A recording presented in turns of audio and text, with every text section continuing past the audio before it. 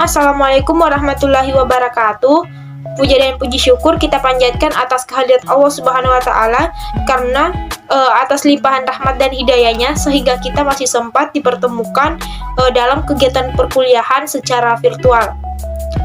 Sholawat serta salam tak lupa pula kita curahkan kepada baginda Muhammad SAW, Nabi yang membawa kita dari alam gelap gulita menuju alam yang terang benderang, seperti sekarang ini.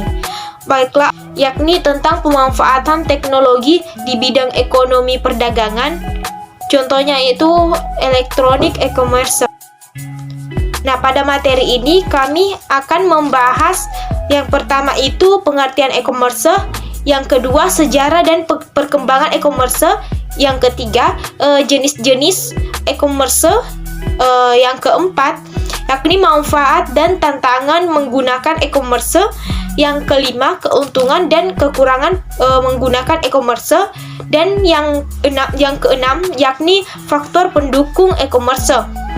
Nah, langsung saja untuk mengefisienkan waktu, saya persilahkan kepada saudari Della Isnin Haidir untuk memaparkan atau menjelaskan materi mengenai pengertian e-commerce. Kepadanya saya persilahkan dengan hormat. Bismillahirrahmanirrahim. Assalamualaikum warahmatullahi wabarakatuh. Saya atas nama Della Isnin Haidir akan memaparkan materi pertama dari kelompok 6, yaitu pengertian e-commerce. Perdagangan elektronik atau yang lebih dikenal dengan e-commerce adalah sebuah model bisnis yang memungkinkan bagi tiap orang, baik itu individu ataupun perusahaan, untuk melakukan kegiatan jual beli melalui internet. Kegiatan jual beli ini tentunya mengandalkan sistem elektronik seperti televisi, internet, situs online maupun aplikasi. Hampir semua produk tersedia di dalam e-commerce seperti makanan, pakaian, dan lain sebagainya. Dan juga kebutuhan seperti tiket pesawat, kuota internet, pulsa, voucher listrik juga tersedia di dalam e-commerce. Maka dari itu, e-commerce disebut sebagai salah satu perwujudan inovasi di dalam bidang ekonomi. Baik, itulah tadi yang sempat saya sampaikan mengenai pengertian e-commerce. Lebih dan kurangnya mohon dimaafkan. Wassalamualaikum warahmatullahi wabarakatuh. Selanjutnya, saya persilahkan kepada saudari Widyayani untuk memaparkan atau menjelaskan materinya. Assalamualaikum warahmatullahi wabarakatuh. Perkenalkan, saya Widyayani dari kelompok 6. Baik, langsung saja saya akan menjelaskan materi tentang sejarah dan perkembangan e-commerce. E-commerce pertama kali diperkenalkan pada tahun 1994 pada saat pertama kali banner elektronik dipakai untuk tujuan promosi dan periklanan di suatu halaman web. Seiring berjalannya waktu, istilah perdagangan elektronik telah berubah. Awalnya, perdagangan elektronik berarti pemanfaatan transaksi komersial, yaitu penggunaan EDI untuk mengirim dokumen komersial seperti pesanan pembelian. Lalu berkembang menjadi suatu aktivitas dengan istilah yang lebih tepat, yaitu perdagangan web. Pembelian barang dan jasa melalui server aman, yaitu HTTPS, serta protokol khusus yaitu menggunakan enkripsi untuk merahasiakan data penting pelanggan. Nah, awalnya web mulai dikenal di kalangan masyarakat pada tahun 1994 dan banyak jurnalis yang memperkirakan bahwa e-commerce akan menjadi suatu sektor ekonomi baru.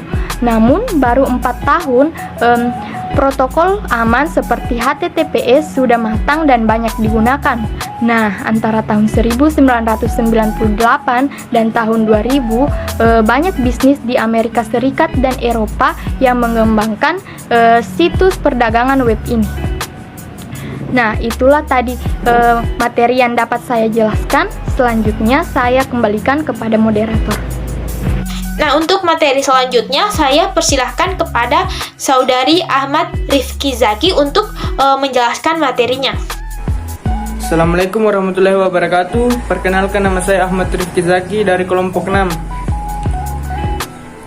Saya akan membacakan materi saya tentang jenis-jenis e-commerce. Yang pertama, business to business. Bisnis to bisnis e-commerce umumnya menggunakan mekanisme elektronik data interchange atau EDI. Sayangnya banyak standar EDI yang digunakan sehingga menyulitkan interkomunikasi antar pelaku bisnis. Yang kedua, bisnis to consumer. Bisnis to consumer e-commerce memiliki permasalahan yang berbeda. Mekanisme untuk mendekati konsumer pada saat ini menggunakan bermacam-macam pendekatan, seperti misalnya dengan menggunakan electronic shopping mall atau menggunakan konsep portal. Electronic shopping mall menggunakan website untuk menjajakan produk dan servis. Para penjual produk dan servis membuat sebuah storefront yang menyediakan katalog produk dan servis yang diberikannya. Yang ketiga, perdagangan kolaboratif. Dalam e-commerce, para mitra bisnis berkolaborasi atau alih-alih membeli atau menjual secara elektronik. Kolaborasi semacam ini seringkali terjadi antara dan dalam mitra bisnis di sepanjang rantai pasokan. Yang keempat, konsumen to konsumen. Dalam konsumen to konsumen, seseorang menjual produk atau jasa ke orang lain, dapat juga disebut sebagai pelanggan ke pelanggan, yaitu orang yang menjual produk dan jasa ke satu sama lain. Dalam lusinan negara, penjualan dan pembelian konsumen to konsumen dalam situs lelang sangat banyak. Yang kelima, konsumen to business. Dalam konsumen to business, konsumen memberitahukan kebutuhan atau suatu produk atau jasa tertentu, dan para pemasok bersaing untuk menyediakan produk atau jasa tersebut ke konsumen. Yang keenam, perdagangan intrabisnis. Dalam situasi ini, perusahaan menggunakan e-commerce secara internal untuk memperbaiki operasinya. Kondisi khusus dalam hal ini disebut sebagai e-commerce B2E atau business to its employees, yang digambarkan dalam studi kasus terbuka. Yang ke-7, pemerintahan keluarga. Selanjutnya saya persilahkan kepada saudari Maulidi Asifa untuk menjelaskan materinya. Warahmatullahi wabarakatuh. Saya Maulidia Cipa. Jadi kali ini saya akan membahas tentang manfaat dan tantangan e-commerce. Dalam banyaknya kasus, sebuah perusahaan e-commerce bisa bertahan tidak hanya mengandalkan kekuatan produk saja, tapi dengan adanya tim manajemen yang handal. Adapun manfaat yang dirasakan perusahaan saat itu, mendapatkan pelanggan baru, 2. Menarik konsumen untuk tetap bertahan, 3. Meningkatkan mutu layanan, dan 4. Melayani konsumen tanpa batas waktu. Oke, sekian dari saya. Assalamualaikum warahmatullahi wabarakatuh. Nah, itulah tadi pemaparan materi dari saudari Maulidia Asifa. Perkenalkan, nama saya Elma. Saya akan menjelaskan materi tentang keuntungan dan kekurangan e-commerce. Nah, berbicara mengenai keuntungan dan kekurangan, segala sesuatu itu pasti memiliki yang namanya kelebihan dan kekurangan. Di mana hal tersebutlah yang mendukung suatu produk ini. Nah, langsung saja. Nah, keuntungan bagi penjual adanya e-commerce ini, itu yang pertama, yakni dapat memperluas jangkauan pasar, karena semua orang di dunia bisa memesan dan membeli barang yang dijual tanpa dibatasi jarak. Yang kedua, yaitu dapat menghemat biaya untuk promosi. Tidak perlu lagi mengeluarkan dana besar untuk menyewa tempat barang ataupun gedung-gedung. Tempat sewanya itu dibatasi waktunya selama 24 jam saja atau 1 hari. Nah, yang ketiga yakni efisiensi biaya operasional dalam hal gaji karyawan, karena jumlah karyawan yang dibutuhkan lebih sedikit. Tidak sama dengan perusahaan tidak menggunakan elektronik, seperti peternak ayam yang memiliki karyawan yang lebih banyak dibandingkan dengan perusahaan-perusahaan yang telah menerapkan pemanfaatan teknologi yakni elektronik ini. Nah, yang keempat ini yaitu melebarkan jangkauan, yaitu semua orang dapat bertransaksi tanpa mengenal ruang waktu. Tapi dengan syarat orang tersebut harus memiliki komputer yang terhubung dengan internet untuk bisa menghubungkan antara si penjual dengan pembeli. Beda dengan yang tidak menggunakan teknologi atau elektronik, mereka akan saling berhubungan langsung atau tatap muka. Nah, selanjutnya yakni meningkatkan customer loyalty dengan adanya informasi yang lengkap dan bisa diakses setiap saat tanpa mengenal waktu. Tidak sama dengan yang tidak menggunakan elektronik, mereka memiliki batas waktu untuk bertransaksi seperti kegiatan atau aktivitas jual beli begitu. Nah, jadi kesimpulan dari keuntungannya tadi yakni pembeli atau customer tidak perlu jauh-jauh lagi untuk melakukan transaksi atau membeli barang langsung ke tempatnya. Mereka bisa mengakses melalui internet hanya dengan bermodalkan kuota saja. Nah, sehingga mereka juga dapat menghemat dari segi biaya dan waktu. Nah, selain memiliki keuntungan, e-commerce ini juga memiliki yang namanya kekurangan. Nah, kekurangannya itu dalam bertransaksi di internet. Jadi kekurangannya di sini apabila jaringan atau servernya error, maka mereka tidak bisa bertransaksi. Nah, selanjutnya pembeli atau customer ini itu tidak bisa secara langsung memegang maupun menyentuh barang-barang yang ingin dibelinya. Dikarenakan pembelian ini hanya dilakukan secara virtual atau hanya dengan melihat gambar saja. Nah, misalkan seperti ini, si pembeli ingin membeli sesuatu seperti baju ataupun celana. Mereka tidak bisa menyentuh maupun melihat secara langsung ukurannya, jenis kainnya, maupun pembuatan baju dan celana tersebut.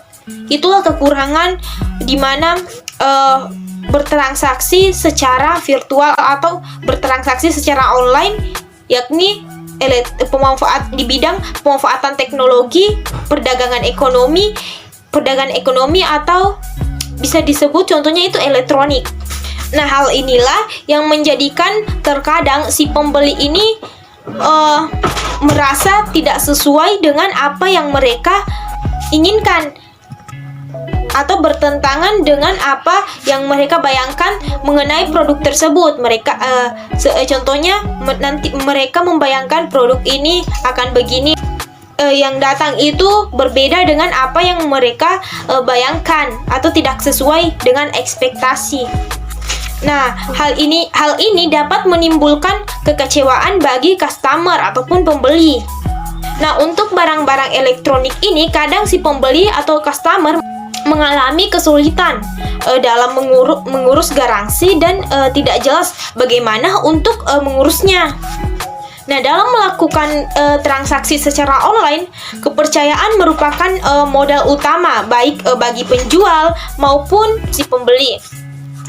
Karena sama-sama tidak bertemu secara langsung. Sehingga jika seorang penjual pernah melakukan kesalahan atau kebohongan dan kekeliruan terhadap produknya, maka pembeli tidak akan lagi percaya untuk membeli produknya.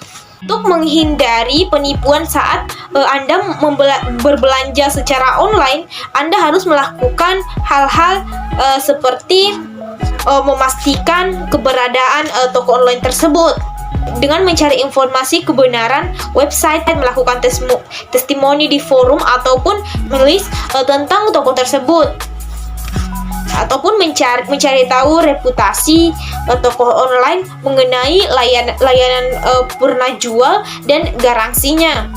Nah, kekurangan penggunaan elektronik ini yaitu sering terjadinya penipuan seperti fiktif credit card ataupun terkadang penipuan penjual terhadap pelanggannya, dikarenakan hukum yang mengatur tentang e-commerce ini masih belum terlalu berkembang. Nah, yang kedua, konsumen ini tidak dapat memelihara secara langsung kondisi barang yang akan dibeli. Nah, yang ketiga, mempersempit lapangan pekerjaan dikarenakan karyawan yang dibutuhkan pada perusahaan yang menerapkan e-commerce ini itu tidak terlalu banyak. Nah, mungkin cukup sekian penjelasan saya mengenai kelebihan dan kekurangan pemanfaatan teknologi elektronik di bidang ekonomi perdagangan. Saya persilahkan kepada saudari Dela Isnin Haidir untuk memaparkan atau menjelaskan materi. Bismillahirrahmanirrahim. Saya atas nama Dela Isnin Haidir akan melanjutkan pemaparan materi dari kelompok 6, yaitu faktor pendukung di dalam e-commerce. Baik, langsung saja kita akan membahas faktor pendukung e-commerce yang pertama, yaitu cakupan yang luas. Seperti yang sudah saya jelaskan tadi, di dalam e-commerce hampir semua produk tersedia. Jadi, para pembeli dapat memilih produk apa saja yang diinginkan di dalam e-commerce. Dan juga, di dalam e-commerce kita dapat membeli atau menjual barang tidak hanya di dalam kota, tetapi juga di luar kota, di luar provinsi, bahkan di luar negeri tanpa harus bertemu secara langsung dengan pihak penjual atau produsen. Baik, adapun faktor pendukung e-commerce yang kedua yaitu transaksi yang cepat, yang mana transaksi dilakukan oleh pihak pembeli ketika produk ini sudah dinyatakan siap untuk dibeli. Salah satu metode pembayaran yang digunakan di dalam e-commerce adalah transfer via bank, yang mana transfer rekening ditujukan kepada akun e-commerce, misalnya saja tokopedia.com. Dan setelah pembeli melakukan transaksi, selanjutnya uang dari pihak pembeli akan disimpan oleh pihak bank sampai barang yang dikirim sudah berada di tangan pembeli. Uang tersebut akan ditransfer ke pihak penjual. Selanjutnya kita akan membahas faktor pendukung e-commerce yang ketiga, yaitu mendorong kreativitas. Yang kami maksudkan dalam hal ini adalah mendorong kreativitas dari pihak produsen, yang mana tentu saja seorang produsen harus kreatif agar tidak tertinggal dari pesaingnya dalam hal berbisnis. Dan dalam era digital ini banyak sekali cara yang dapat dilakukan untuk pemasaran produk guna menarik perhatian, maka akan semakin banyak calon pembeli dan juga meningkatkan kepercayaan masyarakat untuk berbelanja di tokonya. Baik, kita akan melanjut pembahasan mengenai faktor pendukung e-commerce. Yang keempat yaitu menciptakan efisiensi yang tinggi. Yang mana ketika kita berbicara mengenai efisiensi berarti tidak terlepas dari masalah teknis. Yang mana sebagai pelaku e-commerce banyak sekali masalah dan tantangan yang harus dihadapi seperti pendirian badan usaha, perlindungan merek perusahaan dan lain sebagainya, tentunya harus dikuasai dan dipahami oleh para pelaku usaha e-commerce. Baik, selanjutnya kita akan masuk ke pembahasan faktor pendukung e-commerce yang terakhir, yaitu meningkatkan kepuasan pelanggan. Meningkatkan kepuasan pelanggan dapat dicapai dengan syarat pelayanan yang cepat, mudah, dan aman.